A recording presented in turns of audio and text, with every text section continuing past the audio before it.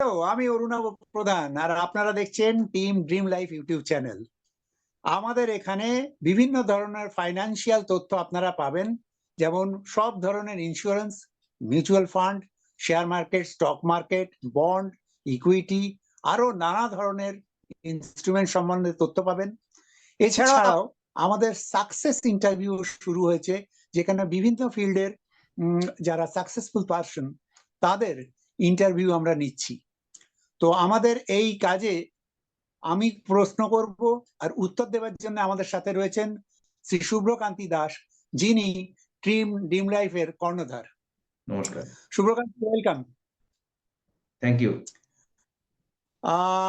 আজকের টপিকটা হোক ইন্স্যুরেন্স ক্লেম রিজেকশন। ওকে, এক কথায় একটু জানতে চাইবো, ইন্স্যুরেন্স ক্লেম রিজেকশন জিনিসটা কি? একদম খুব রেলিভেন্ট একটা প্রশ্ন, আমাদের ইন্ডাস্ট্রির সব থেকে রেলিভেন্ট প্রশ্ন মনে করি, কারণ এই জিনিসের উপরেই আমাদের পুরো ইন্ডাস্ট্রি দাঁড়িয়ে আছে, দ্যাট ইজ ক্লেমস। প্রথম কথা হচ্ছে ইন্স্যুরেন্স ক্লেমস আমাদের শুধু বলতে গেলে আর একটা বড় ভার্টিকেল বোঝায়।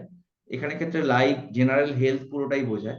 তো এখানে ক্ষেত্রে যে কোনো ক্ষেত্রেই আমাদের ক্লেম রিজেকশন বা রেপুডিয়েশন হওয়ার পেছনে মূলত কয়েকটা পয়েন্ট থাকে। তার মধ্যে যেটা হচ্ছে প্রথম যে পয়েন্টটা, সেটা হচ্ছে পলিসির টার্মস অ্যান্ড কন্ডিশনস।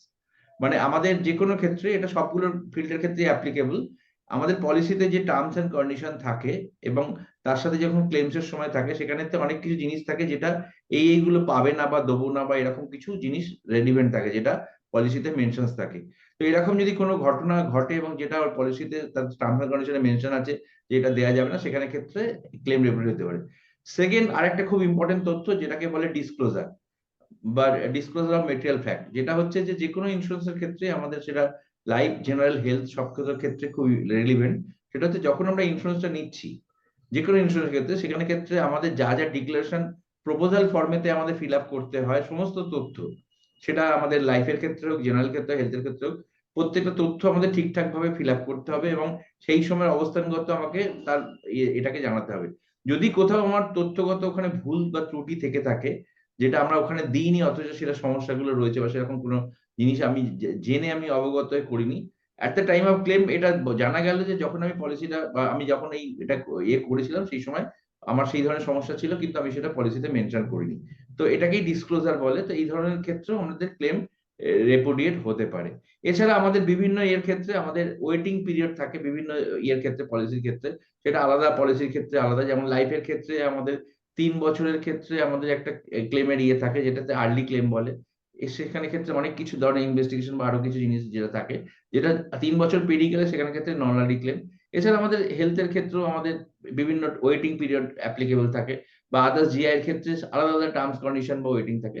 তো এরকম বিভিন্ন কারণে আমাদের ক্লেম রেপুডিয়েট হতে পারে, সাবজেক্ট টু সেই পলিসির কি টার্মস কন্ডিশন এবং তার সাথে যে কন্ট্রাক্টটা হয়েছে। এটা অ্যাকচুয়ালি ইন্স্যুরেন্স এর কন্ট্রাক্ট।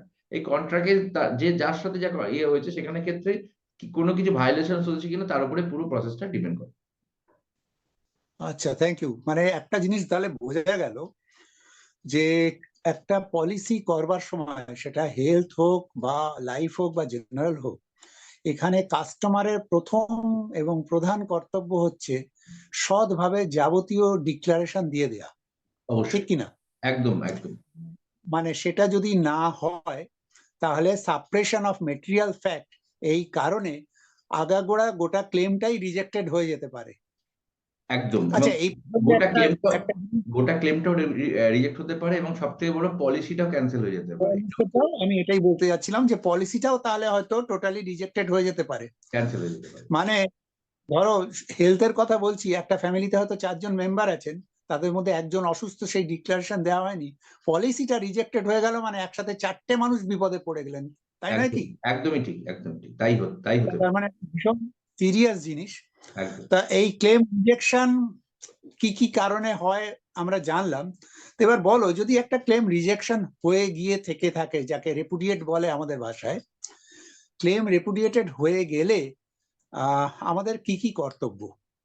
একদম, এবং এটা আমরা যারা ভিউয়ার দেখছেন এখানে এটাতে ভিডিওটা, আপনারা অবশ্যই এটাকে করে রাখবেন এবং আমাদের পরবর্তী ভিডিওতে আরো ডিটেলস আরো থাকবে। আমরা এটাতে ব্রিফ আলোচনা করছি যে আমাদের প্রথম যে কোনো ক্লেমের ক্ষেত্রে, লাইফ, হেলথ বা জেনারেলের ক্ষেত্রে, যখনই কোনো ক্লেম রেপুডিয়েশন হবে, সেখানে ক্ষেত্রে আমার প্রথম কাজ হচ্ছে প্রত্যেকটা ইন্স্যুরেন্স কোম্পানির একটা গ্রিভেন্সেস আছে, গ্রিভেন্স একটা আছে, মানে গ্রিভেন্স মানে হচ্ছে যারা মানে কোনো এরকম ক্লেম রেপুটেড তার বিরুদ্ধে যদি কোনো কাস্টমার কমপ্লেন করে সেটা রিসিভ করার জন্য একটা ইয়ে আছে, বডি আছে, তাকে গ্রিভেন্স বলে।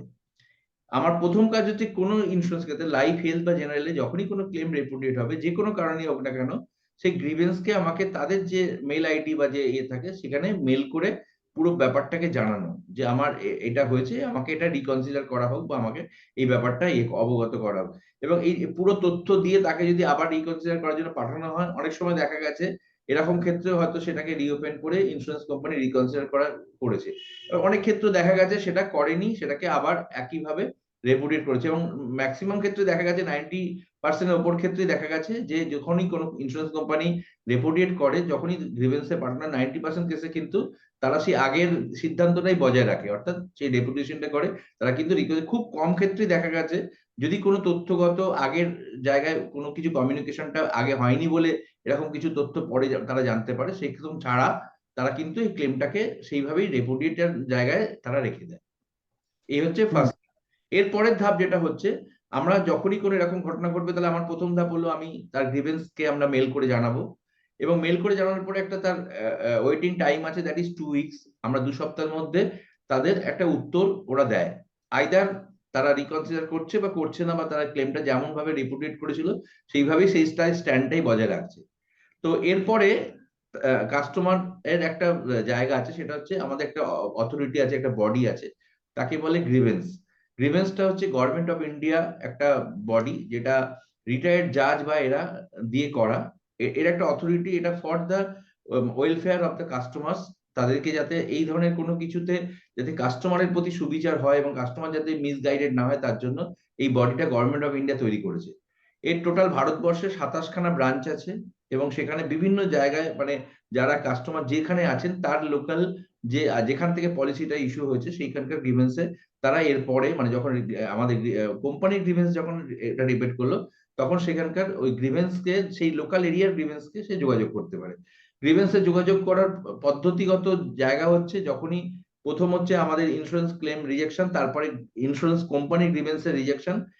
এই দুটো তার সমস্ত ডকুমেন্টেশন পেপার, তার কারণ এবং নিজের এক্সপ্লেনেশন সমস্ত কিছু দিয়ে গ্রিভেন্সকে মেল করতে হয়।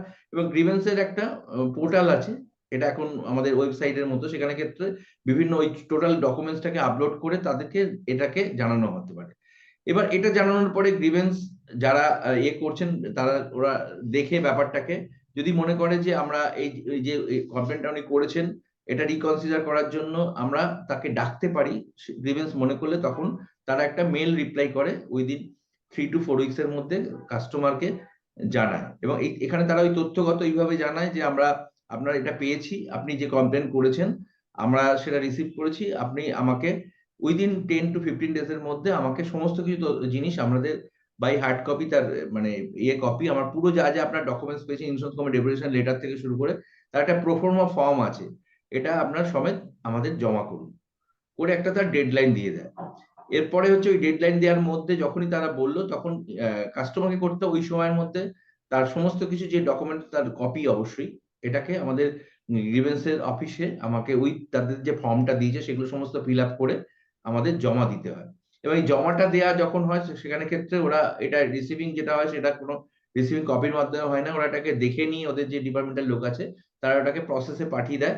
এবং প্রসেসে পাঠিয়ে দেওয়ার পর ওরা এরপর একটা ডেট দেয়, সেই ডেটটা হচ্ছে এটা কনভিনিয়েন্ট ডেট, যে ডেটেতে ওরা ওখানে এখন যেহেতু আফটার কপি, যেটা আগে ফিজিক্যালি হতো পুরোটাই এখন অনলাইনে হয়, এবার কাস্টমার কিন্তু ফিজিক্যালি আমাদের গ্রিভেন্স অফিসে যেতে হয়, সেখানে কাস্টমার এবং তার সাথে পোর্টালে হয়তো অনলাইনে একজন রিটায়ার্ড জাজ থাকেন যে পুরো ব্যাপারটা দেখছেন, এবং তার সাথে একজন ইন্স্যুরেন্স কোম্পানির রিপ্রেজেন্টেটিভ থাকে।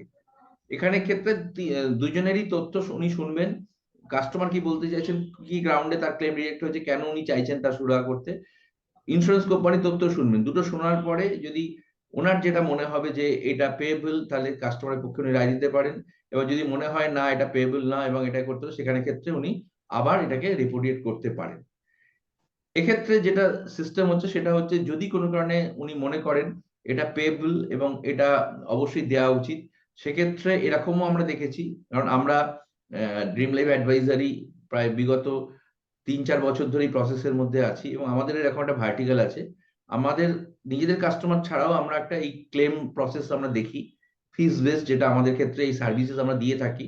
আমাদের রেফার্ড যারা হয়তো আমাদের কাস্টমার নন, অনেকেই আমাদের এরকম কেস যারা হয়তো 2 বছর 3 বছর আগে ক্লেম রেপুটেড হয়েছে কিন্তু তারা সুরাহা পায়নি, আমাদের কাছে আসে এবং আমরা সেগুলোকে করেছি। তো সেখানে ক্ষেত্রে ওখানে ওনারা এরকমও হয়েছে যে যদি এটা দেখা গেছে ক্লেমটা 1 বছর আগে আছে, এই 1 বছরের ডেফার্ড ইন্টারেস্টও কিন্তু ইন্স্যুরেন্স কোম্পানিকে আমাদের জাজ বলতে পারেন যে আপনাকে ওটা সমেতই ওকে টাকাটা দিতে হবে।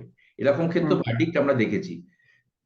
সেকেন্ড পার্টটা যেটা হচ্ছে, যদি কোনো কারণে এখানেও যদি ওনার রেপুটেড হয়, সেখানে ক্ষেত্রে কিন্তু এর পরের ধাপ যেটা হচ্ছে, কাস্টমার এরপরেও কিন্তু হায়ার কোর্টে যেতে পারে।